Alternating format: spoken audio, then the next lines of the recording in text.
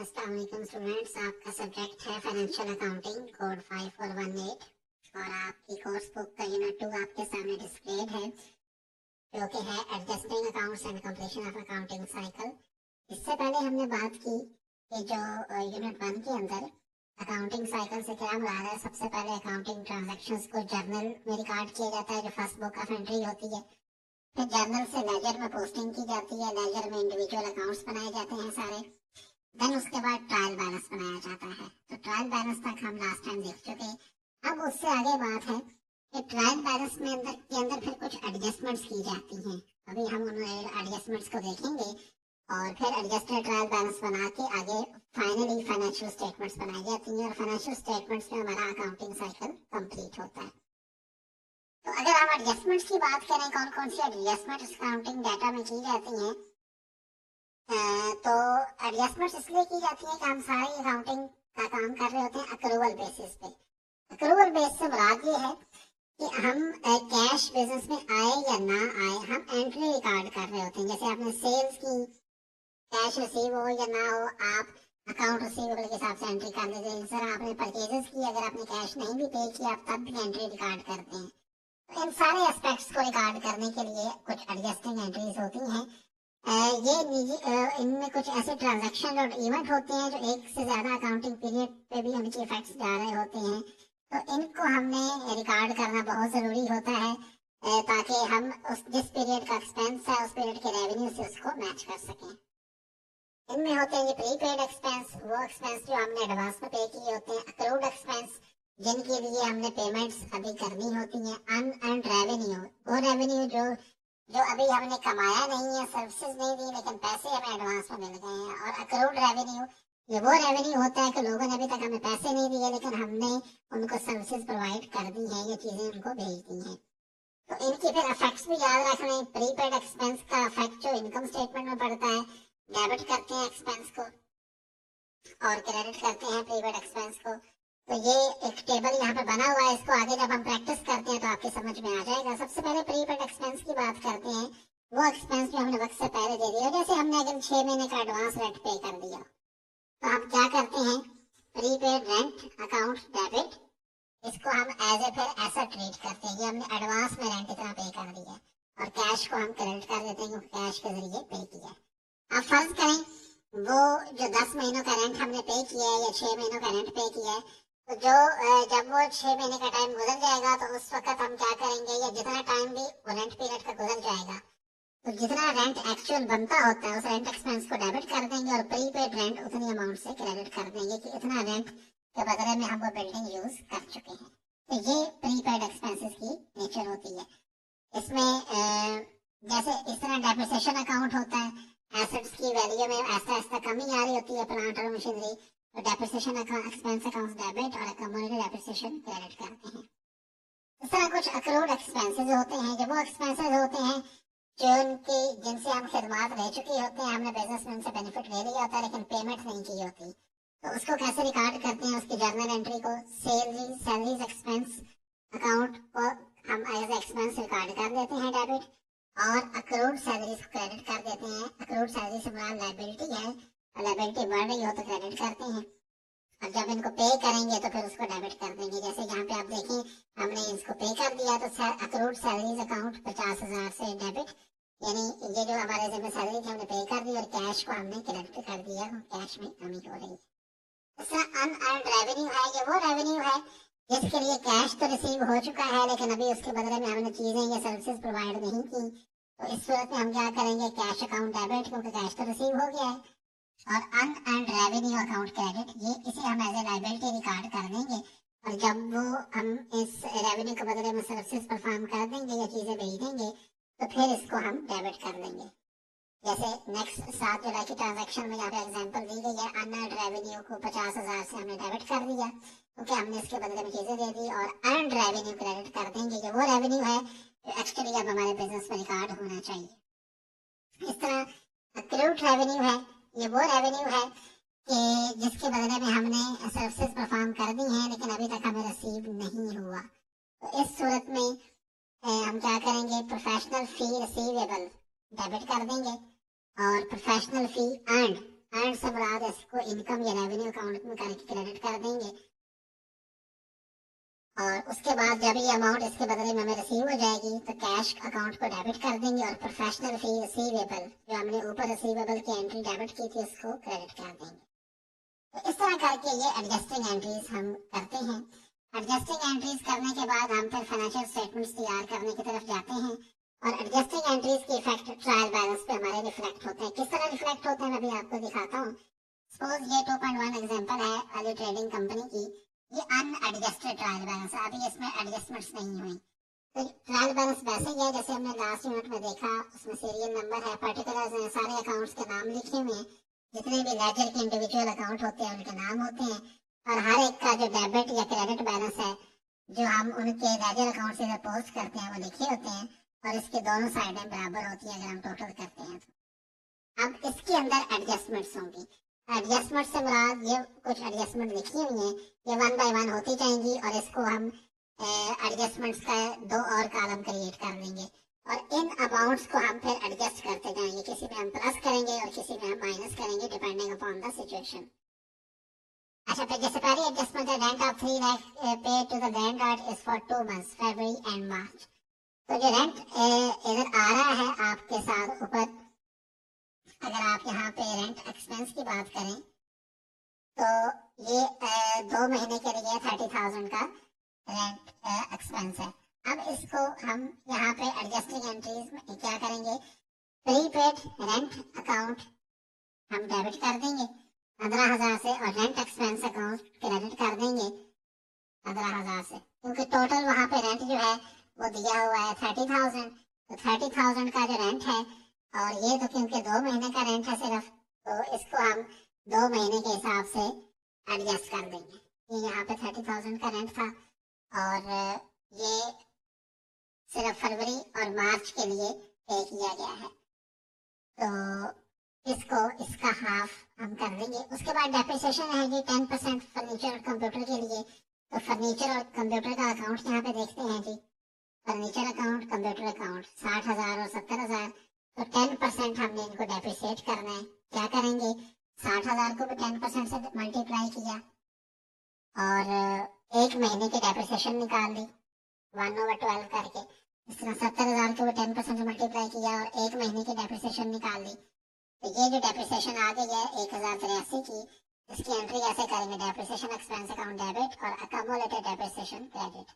Depreciation से मुराद आपके assets में जो ऐसा ऐसा उनकी सलाहियत में कमी हो रही होती है, तो उतनी अमाउंट हम पेरियडिकली उनकी वैल्यू से कम कर रहे होते हैं।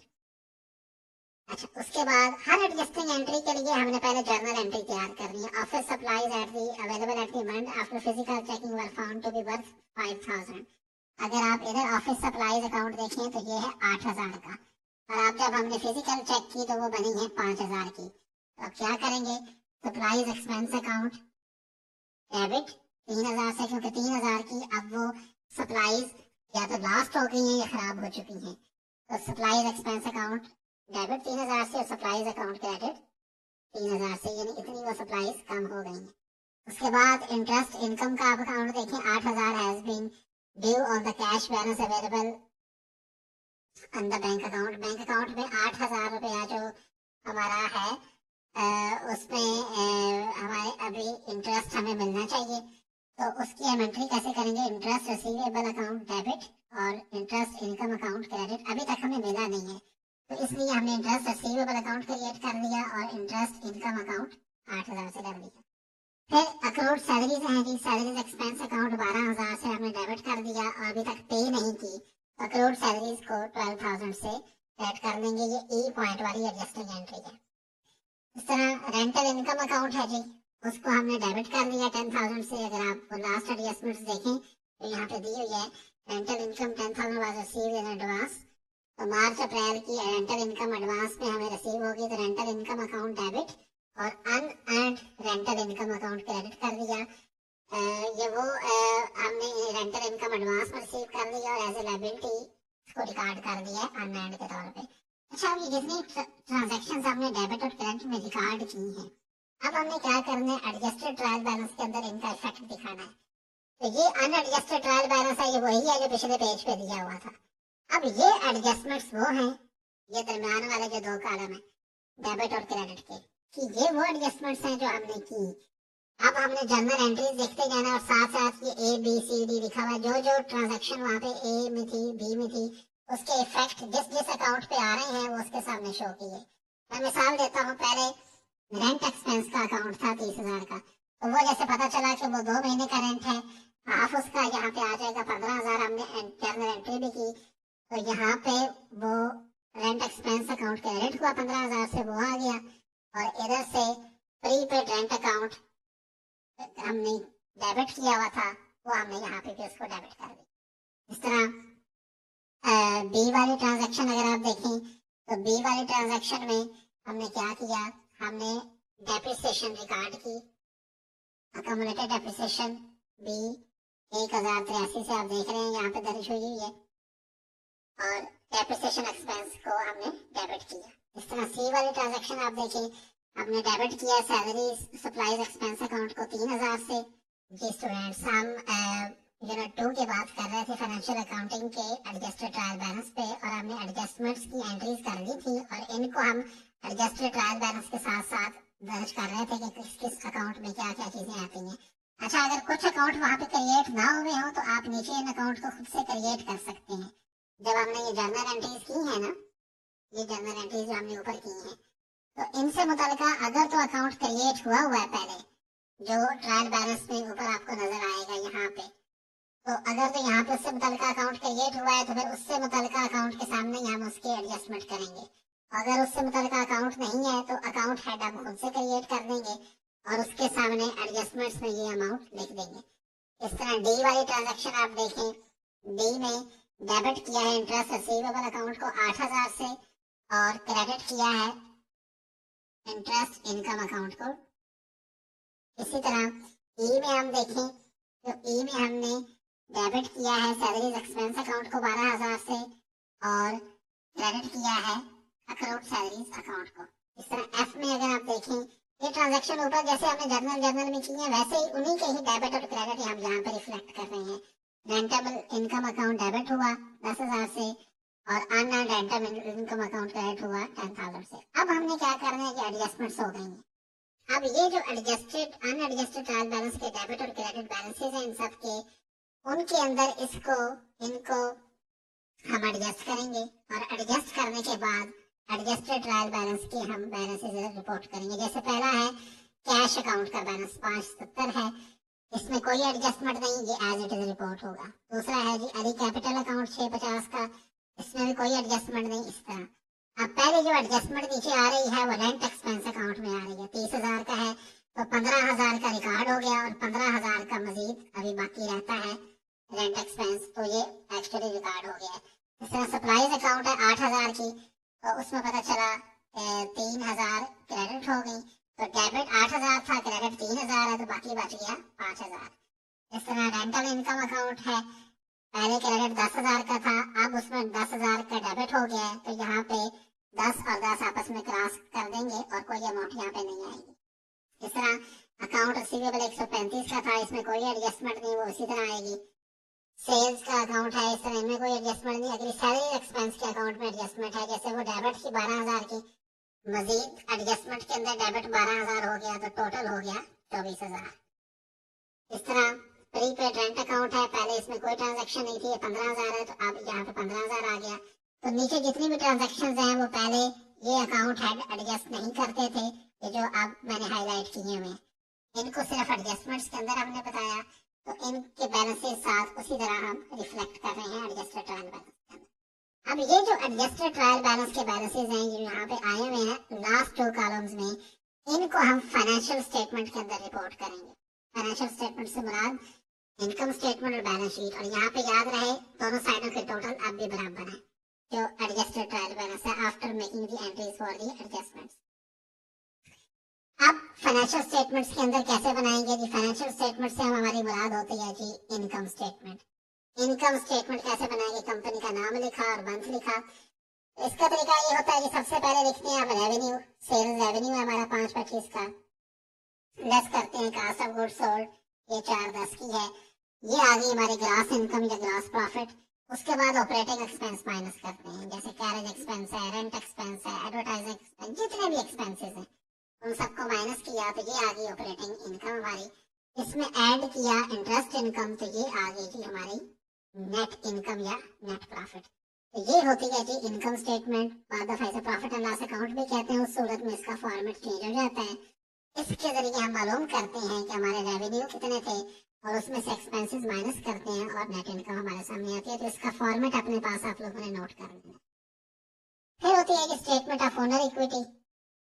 इसमें क्या होता है, जो ओनर का सरमाया साल के शुरू में होता है उसको लिखते हैं, ऐड आप उसमें करते हैं जो नेट इनकम हमारी हुई है फरवरी की, ये 67,357 को ऐड अप किया, टोटल इक्विटी आ गई। अगर साल इस महीने के दौरान कुछ ड्राइंग्स हुई हैं, उन्होंने कुछ सरमाया वापस लिया तो उसको माइनस करेंगे और ये नेट या क्लोजिंग बैलेंस होता है। उसके बाद होती है जी बैलेंस शीट। बैलेंस शीट, तो बैलेंस शीट में क्या होता है, ये यहाँ पे गलती से लिखा गया statement of owner equity, it should be balance sheet. Balance sheet के एक साइड पे एसेट्स होते हैं, दूसरी साइड पे लायबिलिटीज एंड इक्विटी होती है।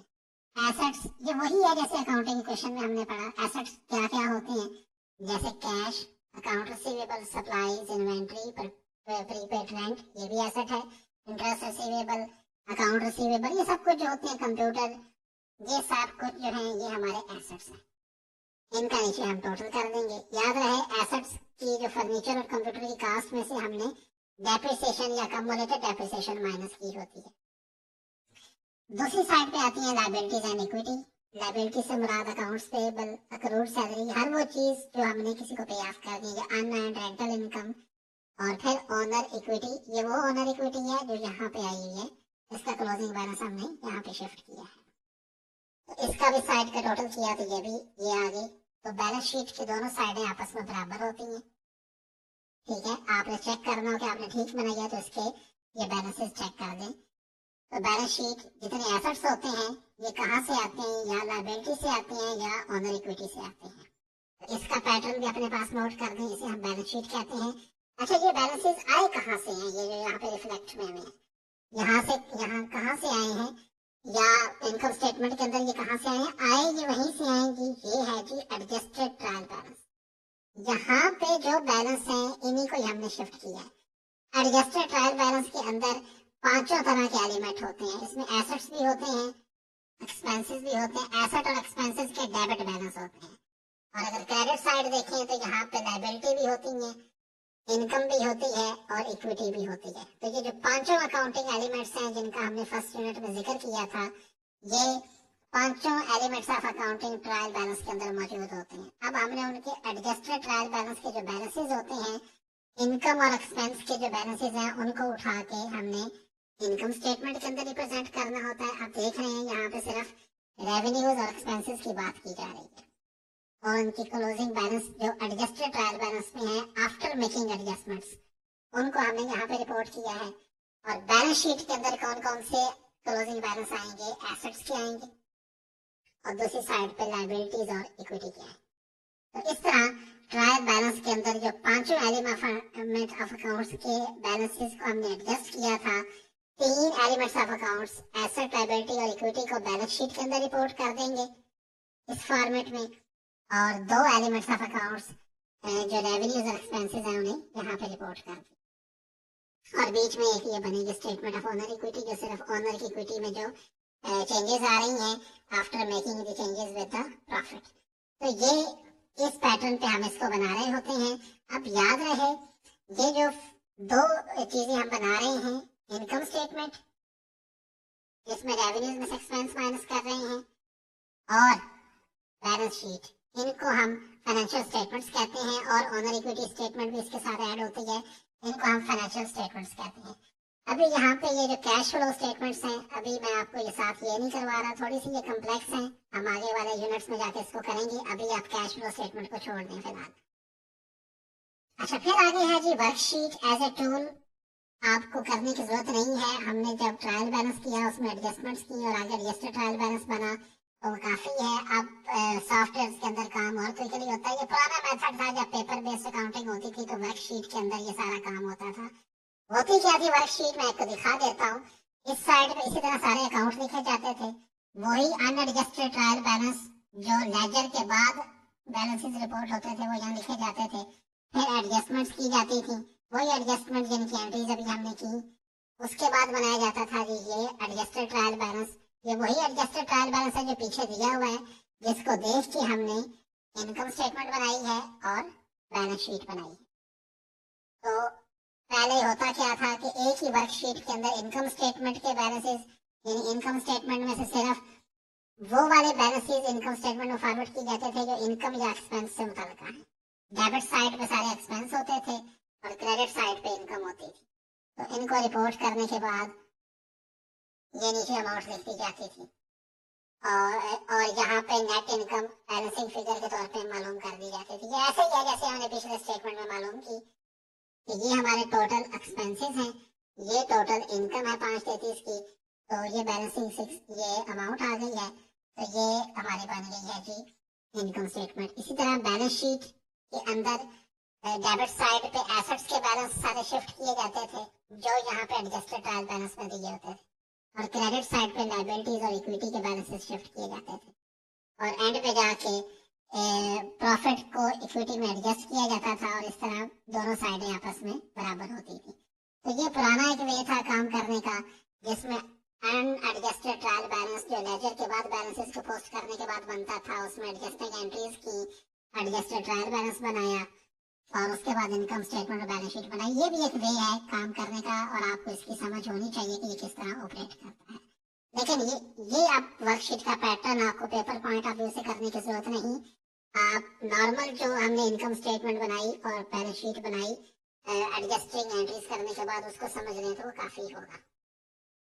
तो यहाँ पे आगे मजीद इनकी तफसीलात दी हुई हैं, आप इसको देख सकते हैं। हमने इसको देखा और कैश फ्लो स्टेटमेंट को फिलहाल हम अभी छोड़ रहे हैं। फिर क्लोजिंग एंट्रीज का प्रोसेस है, जितनी इनकम और एक्सपेंस के अकाउंट है उनको हम क्लोज करते हैं साल के एंड में।